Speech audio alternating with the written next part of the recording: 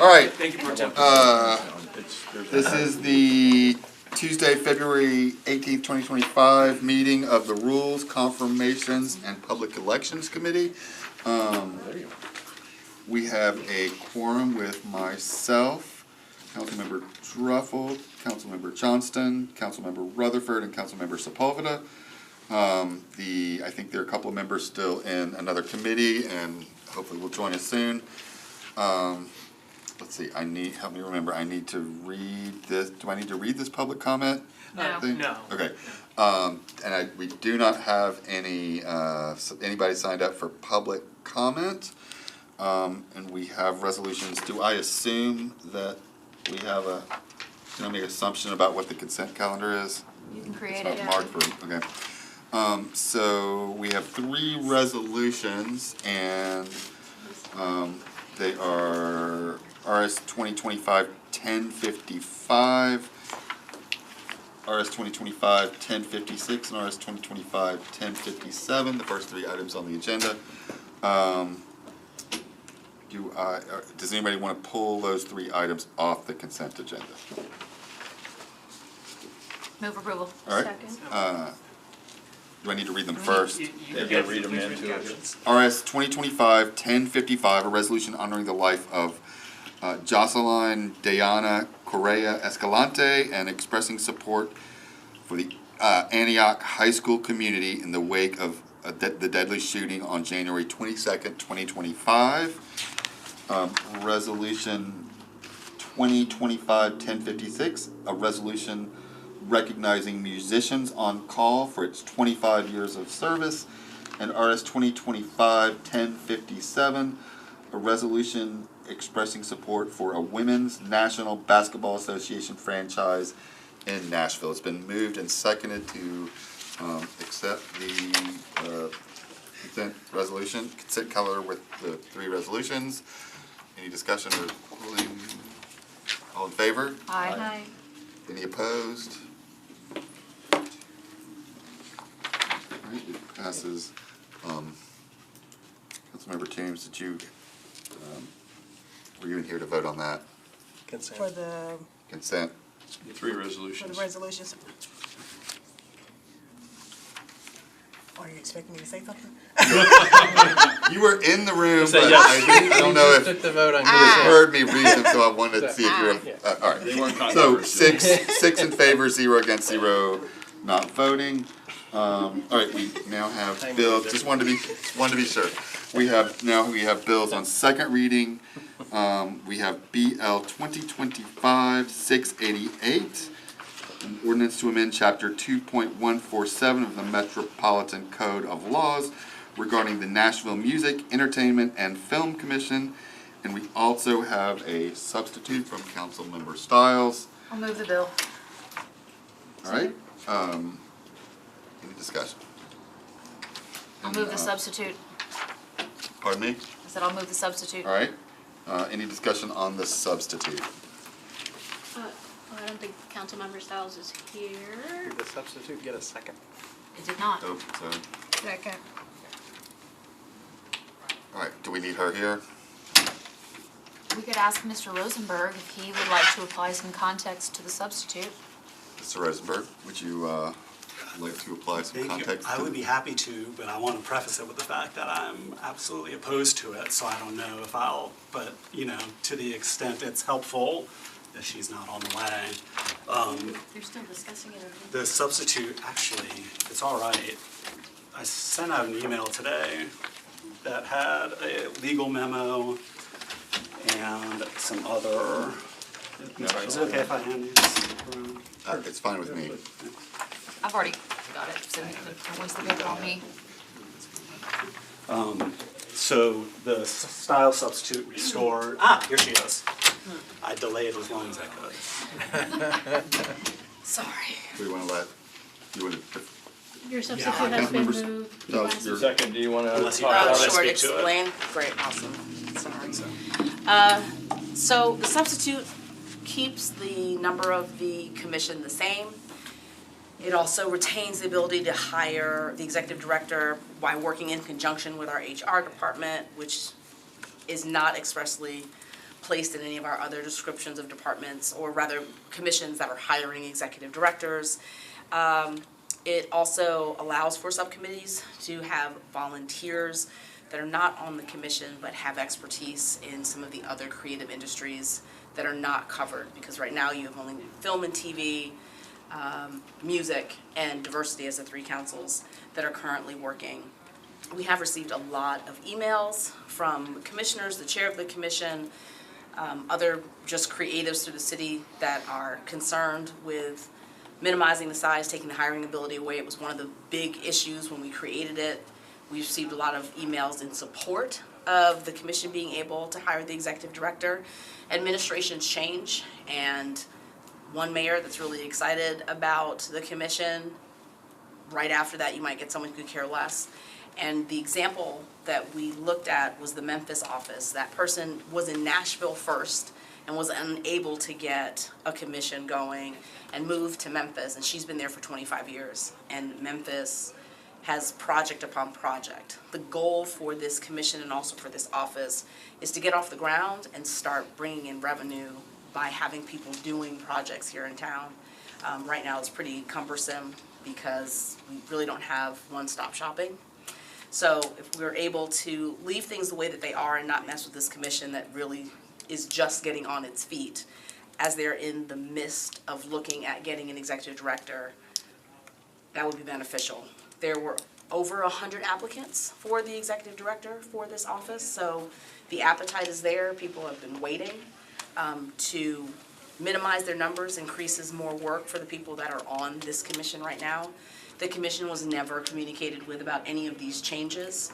You've seen that in the emails that we've received as all. So I understand that there's a desire to address working groups and commissions, but I don't think there was enough attention paid to what this commission does and the need for the size and why we went with the number that we went with when we created this 2 years ago. So I would ask that you bear those things in mind as you vote on this, and hopefully you will consider the substitute. Discussion, yes. Thanks. Councilmember Johnson. I'm pretty agnostic on the size. I've got a little hesitancy about the subcommittees. My pain point, as you know, is about having the commission being able to hire and fire unilaterally someone. You're talking about taxpayer dollars. I think what you're trying to prevent is something that the mayor's office can do anyway, because the mayor's office is who chooses where dollars go every year with the budget. And this is an operational line item that if the mayor decided that they didn't like this commission or didn't want to deal with it, you just defund the commission, really. So I think there's a way to have the commission have a say or be part of that conversation about hiring, but ultimately I think that's the responsibility of the mayor and the legislative body to allocate dollars. So that's my no-go on this substitute. So I'll be voting no. Councilmember Sepulveda. Yeah, thank you, Chair, and thank you, Councilmember Stiles, for all the work you've done. To speak specifically on the substitute, I think it's no secret that we have had issues with boards and commissions hiring their own executive director. The only one that I would be hesitant to change would be the Human Relations Commissions, because they do look into specific departments and create reports and all of that. But we've had an issue with the Arts Commission. We've had an issue when the libraries was first looking for their executive director. They just appointed their executive director that has been their interim director for a very long time. There is also an issue with a body hiring an executive director and then having that executive director live in the mayor's office, and the mayor's office being the one in charge of,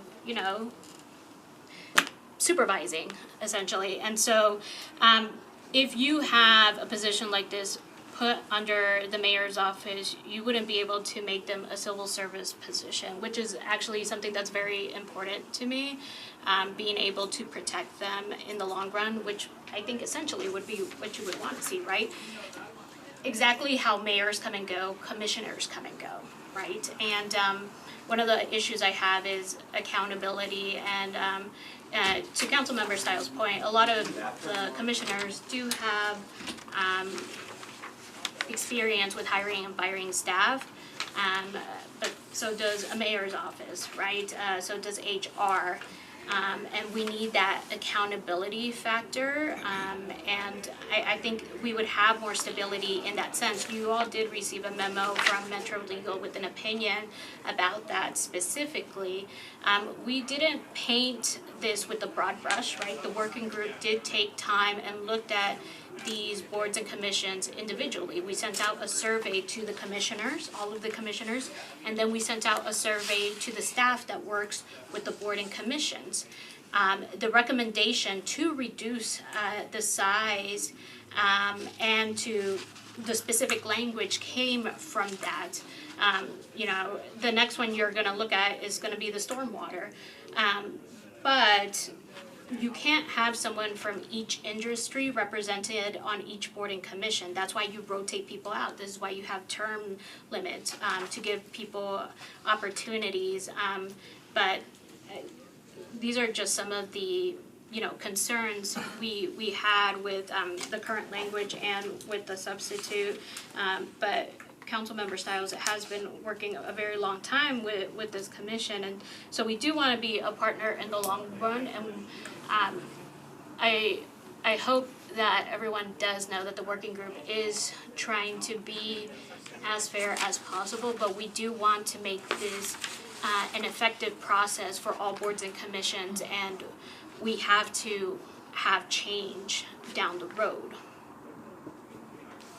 I will promise I'll come back to you, but I'm gonna let But I can committee put my arm members. down. I would just just wanna make very sure you saw quickly sort of acknowledge organizational structure doesn't make sense for me, as sort of been described. You're hired by one person and managed through the mayor's office. Really very difficult to do in any organization.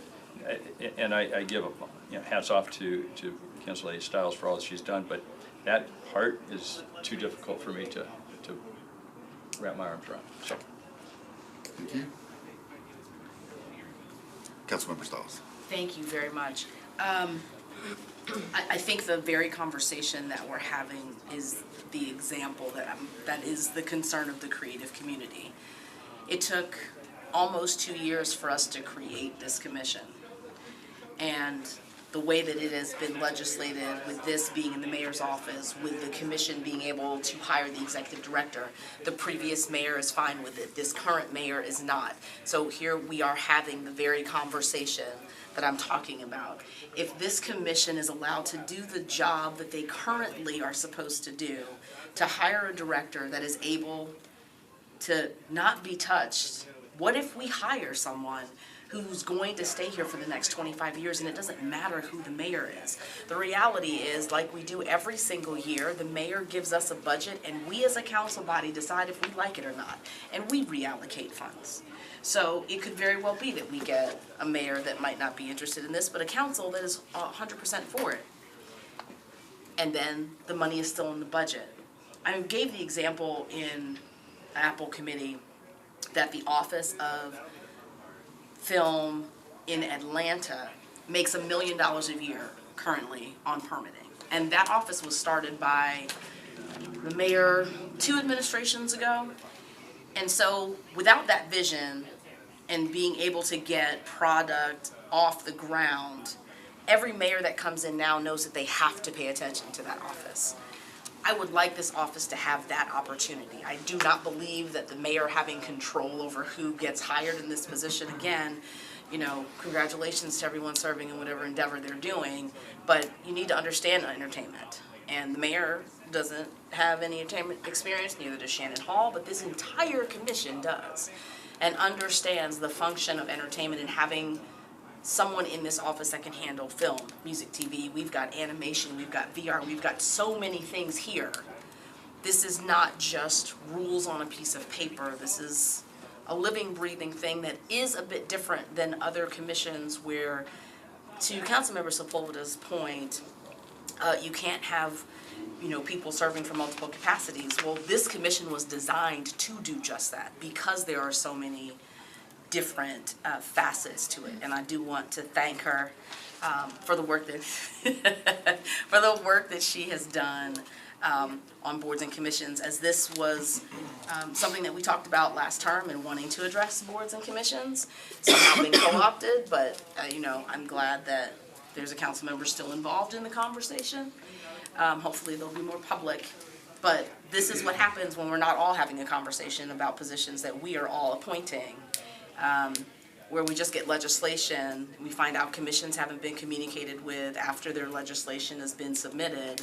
No one turned around and said, okay, we took your suggestions and here are our suggestions. They just got blindsided and it was filed, and I was the one that shared it with them.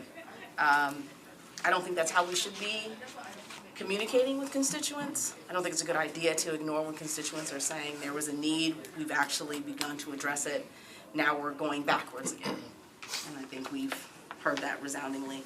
To Council Member Johnston, I know your concerns in regards to hiring. I think having HR be a part of it would be helpful, mandating that it's a part of the hiring. But again, all I can ask is support for the substitute. Councilmember Rudd, thank you. Yeah, we were about to hear from the mayor's office initially, so can we hear that now? Mr. Rosenberg? Thank you, Councilmember Dave Rosenberg with the mayor's office. Several things. Mr. Brown was in the last committee, the Arts, Parks, Libraries, Entertainment Committee, and spoke to the conversation they've been having at the commission about this for coming up on a year now, including a conversation and a vote on whether they are actually opposed to this. And the answer is there are a few members who are, but they're not as a body. Second thing is that Atlanta has tons of success because they get attracted by huge state incentives that we don't have. Still, I love the aspiration there for having it. The most important thing is that the existing code, which is also in the substitute as far as executive director and staff, is untenable. It doesn't work. We can't move forward like it. It doesn't say who hires or supervises the staff. It's unclear. You can't have one person hiring and supervising but organized in another department that's organized and supervised. There are two ways forward. One is the legislation Councilmember Sepulveda has filed here, where the expertise of the commission is taken into the hiring process with the mayor. The second is to create what the commission wanted to do, which was make the commission its own department, give them the money, manpower, office space, resources for them to operate as a standalone department. That's how it is throughout Metro. You're either part of a department and the hiring happens in that department, or you're a standalone department that hires its own commissioner. This kind of combination that was created here is just, as Metro Legal noted, not tenable because there's no way of understanding who this director and any staff would be supervised by, and in the case of staff, hired and fired by. Yes, Councilmember Stiles. Thank you very much, Chair. So as it pertains to hiring, as you have in some other departments, the executive director is in charge of the hiring. The only hiring that this commission does is the hiring of the executive director. The coordinator position, which we funded last year, they would be in charge of hiring that individual. And I think it's inaccurate to say that there is a disagreement from this commission. I think you've heard from more than just the chair in your emails about how they feel about what is happening with this legislation to them. And I think it is unfair to dismiss that. Thank you. All right, anyone else? We're on the, for those that who just came in, we're on the substitute for the for Bill 2025-688, the ordinance to amend Chapter 1.47 of the Metropolitan Code of Laws regarding the National Music, Entertainment, and Film Commission, item 4 on the agenda. Is there any more discussion on the substitute, which has been moved and seconded? All right, we'll have this vote. And, all those in favor of the substitute? Opposed? Abstain?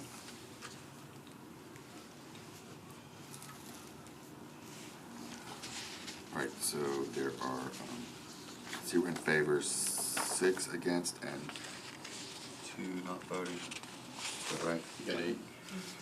All right, so we have rejected the substitute, Wait a and now. minute, hang on a minute. Oh, sorry. How many are in favor? 0. 0 in favor? Yes. 0 in favor, 6 against, 2 Oh, you not said voting. two. Yeah, we heard Sorry. 2. Is that right? 1, 2, 3, 4. 2 abstentions. That's right. It's got non-voting on here, so.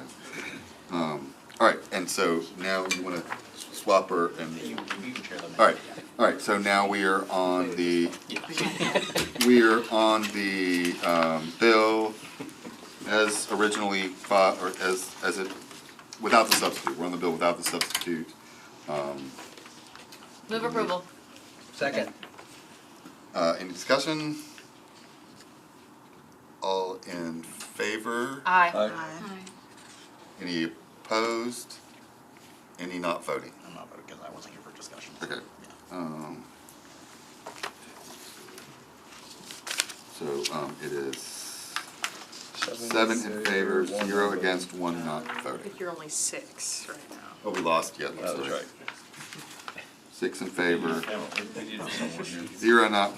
0 against, 1 not voting. All right, let's talk before you have to read this later. Okay. Wait, are we switching? All right, yeah, you want to, Okay, your yeah. call. Up to you. Let's go. Who's on first? And so we passed 1 through 4, we passed 1 through 3 on consent, and then did that. Okay, perfect. So now, right, now we are on board and commission appointments and nominees. Candidates in this category are subject to the vote of the Metro Council and interview. Well, the script's not on here, but y'all get what I'm trying to say. Folks in this section will be interviewed tonight, but will be taken up for a material vote at a subsequent meeting. So first, we have the Arts Commission appointment of Brittany Cole for a term expiring on February 2nd, 2025. Is Ms. Cole here? Hey, Ms. Cole, if you can come forward. Would you like a parking validation?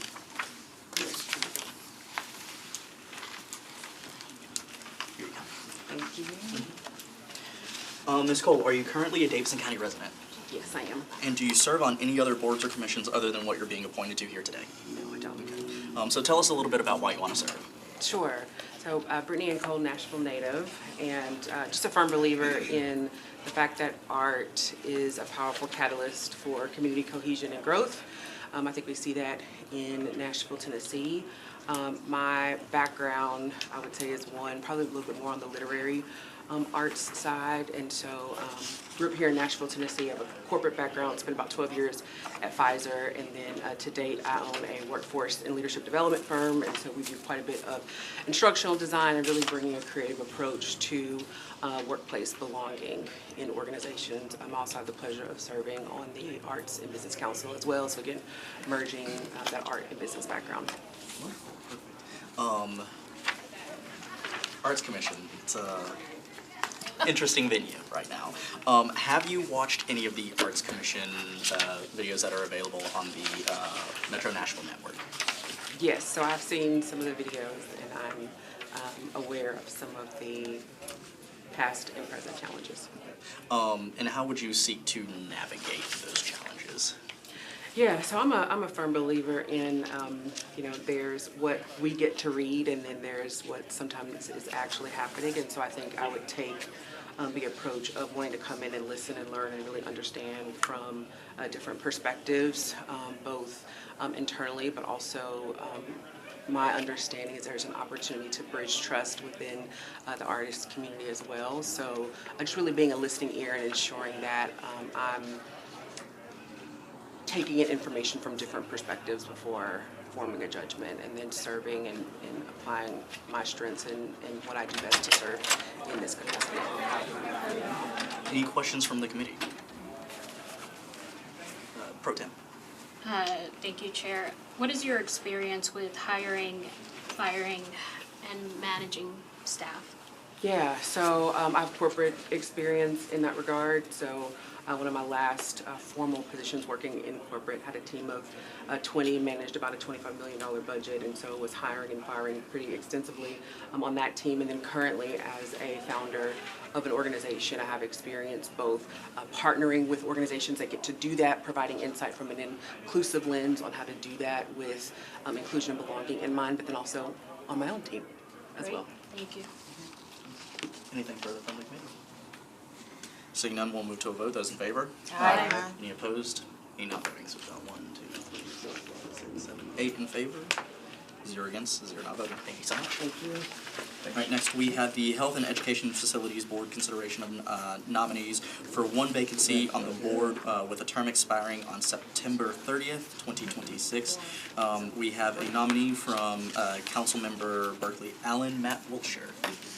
So Matt Wiltshire missed the email about being here. He is speeding downtown, hopefully he's going with the speed limit, and he's supposed to be here at 5:56. So if it is possible to move it to the Hill, We can roll it to the hill. thank you so much. Okay, so next we have board and commission confirmations. The candidates in this section are subject to a vote by the committee and to a vote by the entire body as a whole. I do have a consent agenda for or have a proposed consent motion for this section. It includes items 8, 9, 10, and 11. Is there anything on this that anybody wishes to remove from consent? Seeing none, I'll go ahead and read into the record. It is the Metro Development and Housing Agency Board appointment of Frank Stevenson for a term expiring on February 4th, 2030. The Public Library Board reappointment of Katie Varney for a term expiring on April 6th, 2032. The Sustainability Advisory Committee appointment of Catherine Armwood for a term expiring on March 14th, 2026. The Zoning Appeals Board reappointment of Christina, what'd you write here? Tried to. Karpenick, for a term expiring on December 15th, 2030. Is there anybody wishes to remove from consent on this?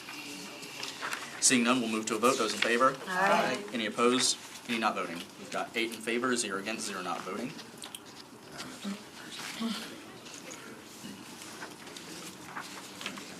So then we will take up the Hospital Authority appointment of Dr. Chike Nuzeru for a term expiring on July 1st, 2027. We do have a letter from the Minority Caucus in regards to this. Pronunciation, does somebody know 100% how to pronounce? Nesray. Nesray. Okay, thank you. All right. But we've got the caucus chair here today, so Chair Toombs, do you wish to address us or would you like me to? Thank you, Chair. As a committee member, I'd like to move for a one-meeting deferral, and I'd like to provide an explanation for that. Colleagues, I did on behalf of the caucus present a letter to you all. The Nashville General Hospital has been a priority of the Minority Caucus since the caucus's inception, so for a very long time. We have been attempting to work with the administration in terms of how, what happens to Nashville General beyond the expiration of its lease with Meharry, which is December 31st of 2027, so a little over 2 years from now. We have not made a lot of headway. At one point, we thought we were making some progress where some funds were allocated for some preliminary research into what a new hospital looks like. It's my understanding that both Nashville General and Meharry agree that a new hospital is necessary because it's not financially worth it to rehab the current building. So some funds were allocated, and there's supposed to be a team convened, similar to the team that was convened to do the Nashville Youth Campus for Empowerment. That has not occurred. if you look at the history of the Nashville Youth Campus for Empowerment and how long it took for that to come to fruition, the master plan was approved in 2017. We're in 2025, and it's currently under construction, scheduled to be completed in 2027, so 10 years later, essentially. And Nashville General's lease ends in a little over 2 years. So it's very imperative that the administration get started on what we're going to do with Nashville General. Give us a concrete plan. We're asking for this 1 meeting deferral because going forward with the confirmations, and I know there's another one coming soon after, it's just going forward with business as usual and continue to brush off the concerns of the minority caucus. And once again, Nashville General is a priority. It serves a unique need in the community. It needs to continue, and we need some concrete assurances from the administration, and we have not gotten that yet. So I do ask that you support the 1 meeting deferral. Second. Second. So moved and properly seconded. Any discussion on the motion for a 1 meeting deferral? C. I'm not on committee, but is the board fully staffed, or are there the total number of members on the board right now? Or are they operating below capacity? Is this There are 2 seats that are open? that are open. Is the, That's the seat that Frank just vacated. and he will not be able to continue in that seat if he is, He's on the housing. okay, so they're down a person, they're down 2 persons while they're trying to make decisions. Correct. That seems relevant. I'm having a little bit of heartburn, not so much about the reason for the deferral, but we're getting ready to defer somebody whose qualifications are not suspect at all. I mean, he's highly qualified for this position. And I completely get where y'all are coming from, totally. My concern is the message that we send. I hearken back to when we had another candidate for the Fair Board. It was not me, it was after me, for the other seat. And she was highly qualified.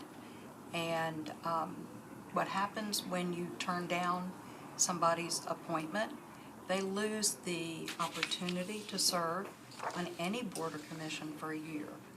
And not only is that unfair to the candidate, but it's also unfair to the board, and it's also unfair to the citizens of Nashville to have a perfectly overly well-qualified person to step up to serve and offer their time, and then literally be punished for a year of the inability to serve. So I want us to just keep that in mind. I will be bringing legislation and a rule change in order to fix that problem. But I'll probably just abstain for this particular vote because of that. I will say that the motion is simply just for a 1 meeting deferral, not for an outright. I know. I'm just making sure everybody understands the ramifications. Councilmember Johnston. So do you all have an issue with qualifications or the ability to serve or anything with Dr. Nezre?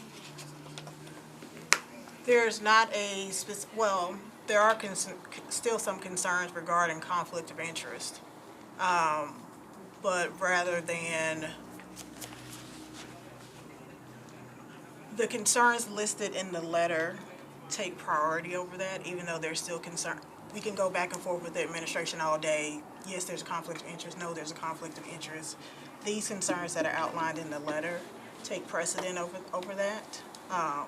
But so I haven't read the letter, I'm sorry. Is it Oh, no, concerns you're fine. about the doctor, or is it concerns about not getting the information that you're wanting to get from the mayor's office? The letter addresses the concerns about not getting the information from the mayor's office. So my concern is that we're holding hostage someone that has absolutely nothing to do with that. I mean, if your concern is with the mayor's office, which I get it, you know, you're not getting what you want from him, but I don't know that this is the leverage that is gonna get you what you want, right? Because I don't think the mayor's office is gonna go, oh God, they they deferred for, so now we're all of a sudden gonna give you these answers, and then in the meantime, it's just not a bad, it is a bad look, sorry. It's a bad look to defer this person that, conflict of interest set aside, yay or nay, but that is qualified and is ready to serve. And that we think that will ultimately be appointed, right? We think he'll ultimately be confirmed. Go ahead. And so we have spoken with Dr. Nesray, and he understands the caucus's position. It is not an attempt to embarrass him or do anything do anything along those lines. However, our leverage is our legislative authority. We have legislative authority to confirm the mayor's appointments. If we have an issue with something the mayor is doing, we use our legislative authority to attempt to address those issues, and that's what the caucus is attempting to do right now. I get that. Okay. Yeah, and I will also say that there are concerns as far as the conflict of interest that does exist there, but again, sort of working to address those. But all that being said, is there any other discussion from the committee? Yeah, because it's been brought up, when I brought up the question of conflict of interest in the previous interview process with him, and that was probably the first question I asked. Nobody seemed to have a concern about that. So I think I need some clarity over where do you think there is a conflict, and insofar as there may be one, how will it impact his role and what the caucus believes needs to happen over there. I've been embedded in NGH forever, and so, you know, I have a real soft spot for it and want to make sure that we honor what needs to happen, but also make sure that we are honoring our process. So a couple of questions were asked during his interview in regards to conflict of interest. I specifically asked those questions. I also asked about the very public conflict between Nashville General and Meharry, and with him being an employee of Meharry, would he really be able to be objective while serving on the board? He believes that he can be. However, the caucus and myself, we believe there's a lot of decisions, some controversial or tense, that's going to involve that relationship, and we still question whether or not he can, even if he has the best interest at heart, we question whether or not he can truly be objective. So those concerns are still there. They have not been completely assuaged. If he were to recuse himself, what does that do to the situation? It depends. So one of the questions that came up is how many decisions will come up regarding Meharry in general. A big one is the lease agreement. A big one is the employment of Dr. Webb.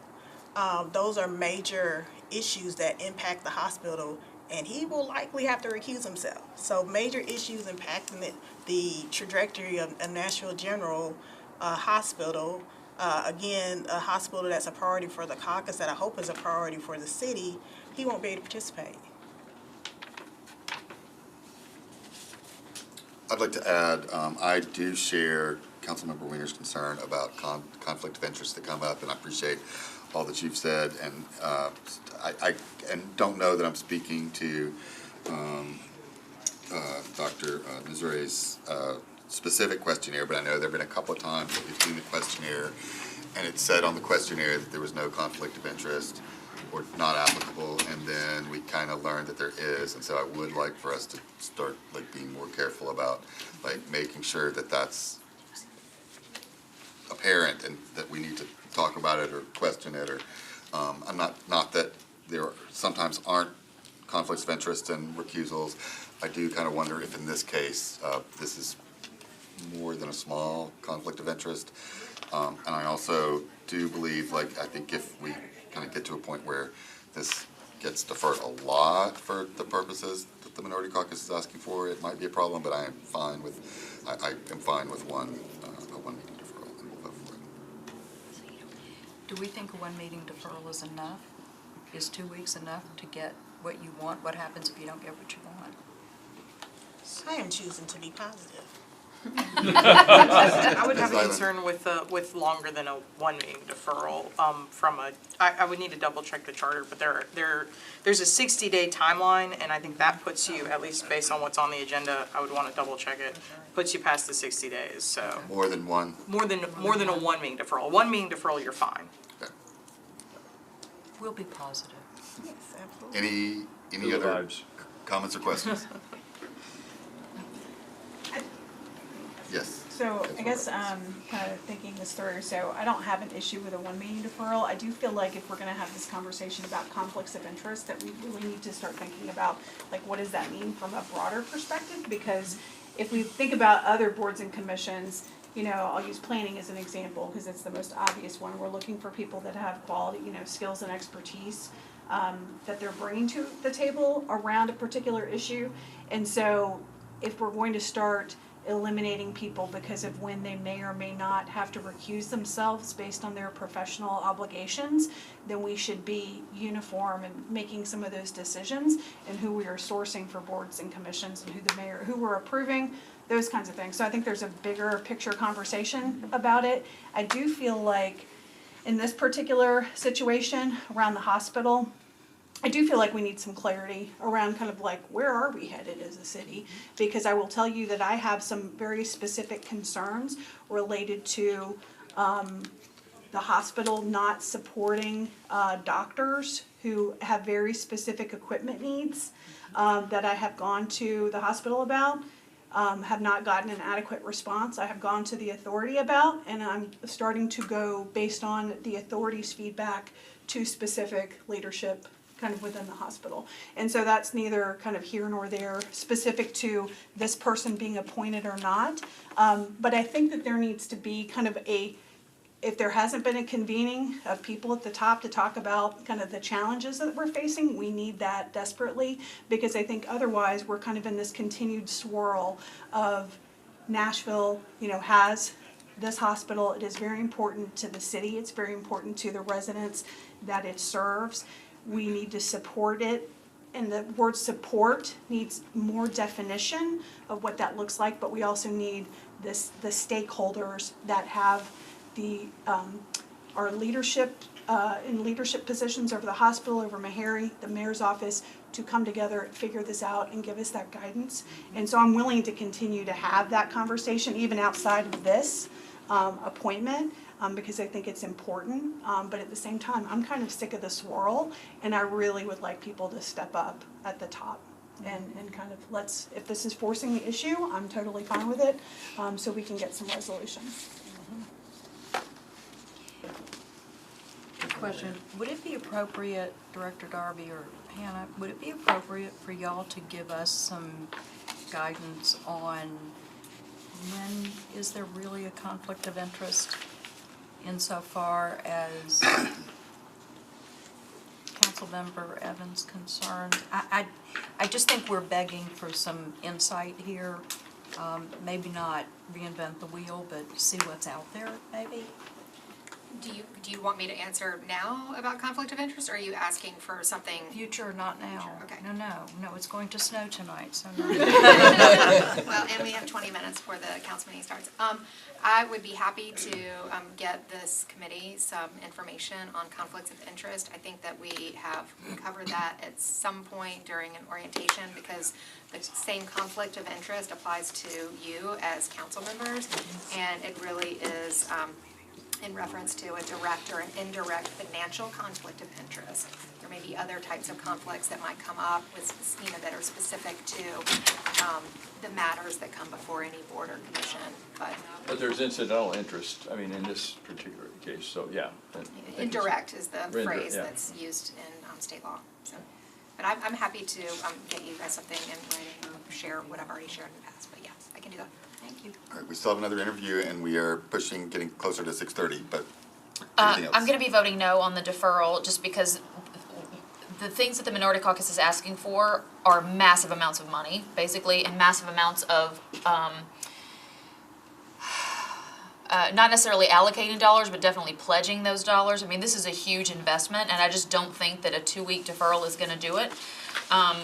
You can say yay or nay on the conflict of interest, but this is not the way to strong arm a massive investment decision that would have huge taxpayer dollar implications. This is just not the way to do it, so I'm gonna be voting no against the deferral. Anyone else? Are we ready to vote? All in favor of a 1 meeting deferral of Dr. T.K. Nazure's appointment for a term expiring to the Hospital Authority for a term expiring July 1st, 2027. All in favor of the deferral? All against the deferral? I'm your abstention. And one abstention. So 7, 1, 2, 3, 4, 5, 6, 7. All right. So 4 in favor, 2 against, and 1 not voting or abstaining on the deferral. All right. Thank you. All right. We have a the nomination to the Health and Educational Facilities Board, consideration of nominee for 1 vacancy on the board with a term expiring on September 30th, 2026. Mr. Matt, how do you pronounce this? Wilshire, nominated by Councilmember Allen. Where'd that name come from? I've heard that name before. I was about to make a very poor joke about, man, $2.4 million won't buy you much these days. I still have to ask that question. Too soon. Before we get into it, would you like a parking validation? Thank you, I'm good, actually. I won't tell you where I parked. It may or may not have been legal. I was showering after a run when I received notification that I was supposed to be here right now. So through the 18th district. That is dedication. All right. Would you like to tell us about your interest in the Health and Educational Facilities Board and what you might bring to it? Sure. Well, thank you all for having me, and thank you for your service. So I would be honored to serve on the Health and Education Facilities Board. I am familiar with the board from my time as the Director of the Mayor's Office of Economic and Community Development, where I worked a little bit with that board, more with the Industrial Development Board, but on a variety of issues around primarily economic development, but towards the tail end of that, affordable housing, which obviously since my time in the Mayor's Office has become increasingly important through the mixed income pilot and other areas, in particular with the Health and Education Facilities Board, providing sort of conduit financing for tax exempt bond issuances of low-income housing tax credit projects, as well as educational facilities. And I hope that with my background in investment banking, as well as my time in the Mayor's Office and at MDHA, I'd be able to provide some valuable insights and perspectives. And happy to answer any questions. Thank you. Committee members, any questions? No. Move I approval. think we know who he is. It's been moved and seconded Right to there, move I mean, approval. obviously, he's- A lot more of it than there was. And there are 7, all in favor? Aye. Any opposed? Any abstaining? All right. Thank you. Thank you all. That was easy.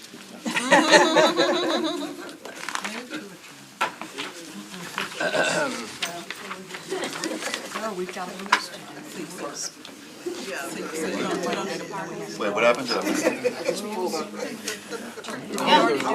12. No, we have rules on the You agenda. won't go on okay. vote. Yeah, I forgot about that too. No, I'm sorry. I'm sorry. Oh, yeah. I totally missed this. All right, gosh. We're ready to go. All right, sorry. Item 12, apologize. Item 12, proposed amendment to Rule 12 of the Rules of Procedure of the Council, with sponsors, members Johnston and Weiner. Yeah, so I brought this, I think the theme of this entire term has been efficiency with our meeting. We've made lots of changes to help things move smoothly and more quickly so that we're not here until 6 in the morning. And so one of the things that, actually when I was talking with our council staff, that creates a lot of time but also anyway, that we have an alternative. And so to make those non-binding resolution, or the honorary resolutions, so deaths and congratulatory and things like that, to be proclamations. We have a database now of proclamations where it can be searched, so it's not like it goes nowhere.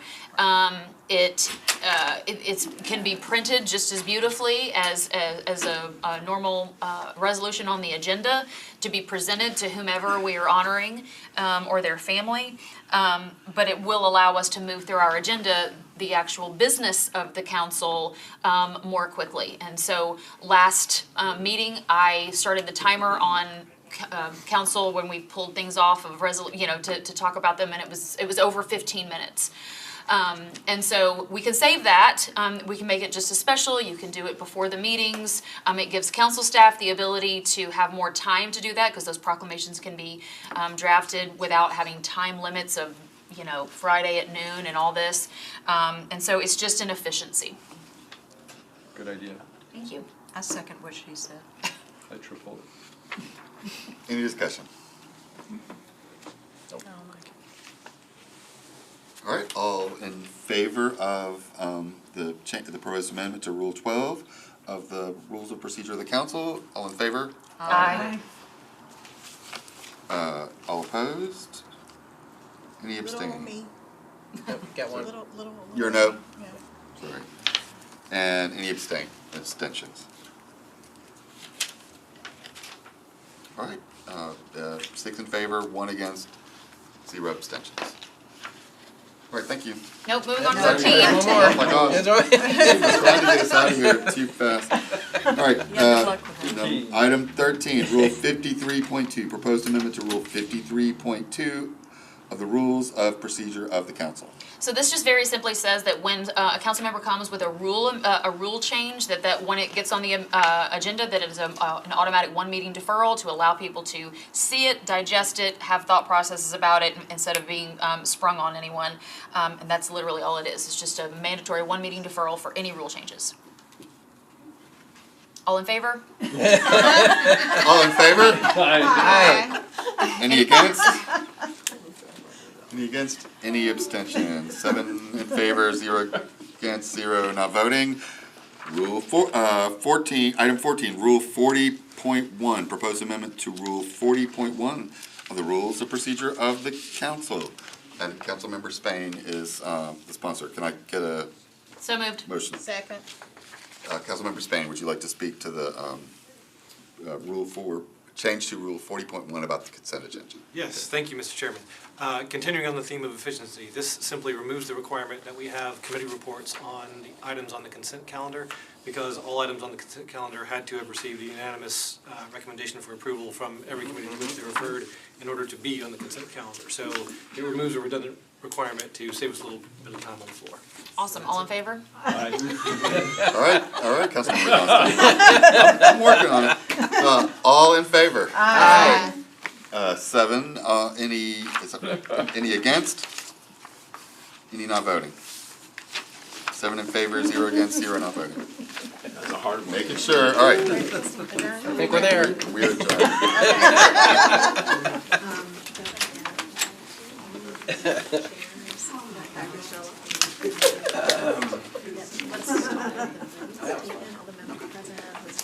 You were just gonna reach out to the neighborhood associations?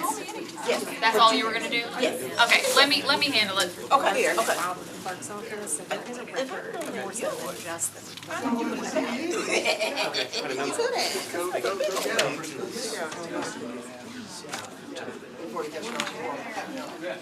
You need this? Okay, I'm just looking, because it's going back to somebody else, so I'm making sure that. Nash. Everything was approved. And again, there's action. Going through a few others. Good to see you, sounds good. See it. Right. It's all. And if you want to know who it was, that's not going to be a part of the reporting, we have to go back and find it. And so that is all. Councilman Spain, Gotcha, thank you. Yes, ma'am. I have a need for your information. All right. Put your phone in there. You and I just